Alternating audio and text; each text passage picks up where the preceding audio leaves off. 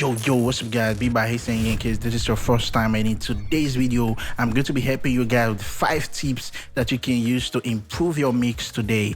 Without wasting much time, let's get straight into the video. So yeah, the first tip that you want to know when you are mixing or mastering your song, you want to make sure you have a reference track.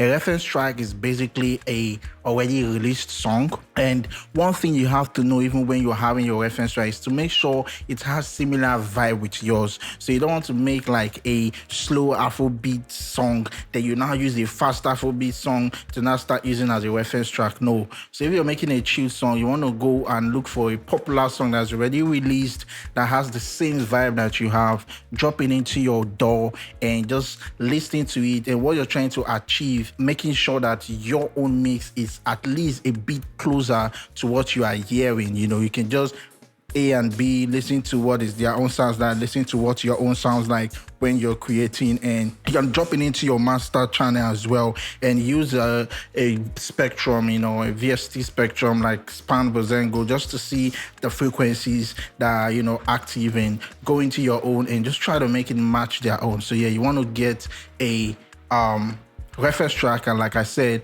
make sure it has same vibe with what you are about to mix as well. Tip number 2, you want to make sure you're mixing at low volume. Okay, when majority of us, when we're mixing or when we started mixing, we always mix at a very high volume. You know, we want to loud our speakers, loud our stuff, and at the end of the day, when we finish mixing, then we'll play it on different things, then we realize that the volume is low.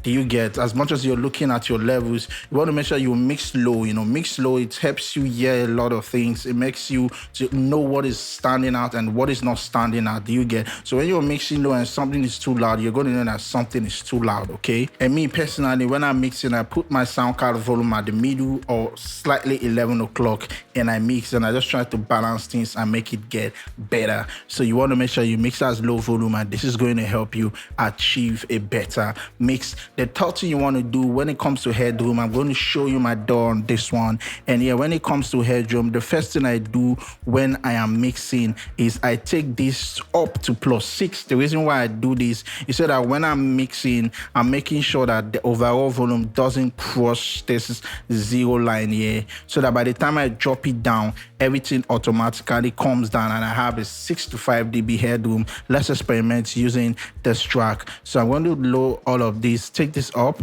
and I'm going to play it to the chorus part.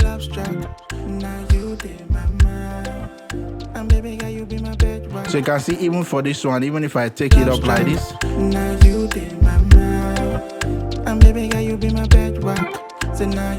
so as you can see, this is the mix, and the moment I take it up, I'm making sure it's not crossing this 0. So let's say I'm done mixing, what I can just do is to drop this down, and you see automatically everything comes down, creating more headroom for me.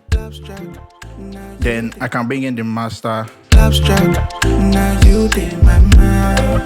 and it's clipping because I had this gain up. So you want to make sure you do this trick. I do this all the time when I'm mixing, and this is the secret way of how I used to create my 5 to 6 dB of headroom for mastering after mixing. The next thing I want to tell you guys, the next tip, you want to do more of cutting, only boost when necessary. So in terms of when you're EQing your volume, your vocals, you want to make sure you're cutting out frequency that you don't like. Do more of subtractive and don't really add just because you're adding. Okay, make sure you're adding because you feel that it is needed. So yeah, you know, you want to make sure you're cutting unwanted frequencies first, especially the muddy frequencies in your vocals. So you want to do that first before you even start doing any boosting. Okay, so that's a very good tip that I want you guys to, you know, understand. The final tip I'm going to tell you guys is mixing on mono, guys. You know, you want to make sure you're mixing in mono. The good thing about mixing in mono is if you're mixing everything in mono, like, and the whole volume seems balanced, trust me, by the time you spread it, when you're done mixing, you're going to realize that everything is balanced. And one simple thing, when I'm trying to, like, you know, balance my volumes on my drums, maybe my ear or my instrument, I always, sometimes I put it on mono and I start balancing, and I'm making sure that nothing is fighting each other. I'm not cutting frequencies, I am balancing. So I'm making sure that nothing is cutting each other. So you tend to realize there's a situation whereby when you mix on mono and nothing is fighting, the whole volume seems settled, the whole volume seems you know, every particular sound. They are sharing their own space, and you can hear everything clearly without distortion or any sound outshining the other. When you take it back to the stereo, you realize that everything is so balanced. Yes guys, this is just a quick video. I just wanted to tell you guys about 5 tips that you can use. I hope that you can start using this to start creating and mixing. And yeah, if you like videos like this, make sure you drop a like, drop a comment below if you want more mixing tips, and I'm gonna bring it for you guys. And that's all for me guys. So I catch you guys in the next video. Remember to always stay productive. Peace.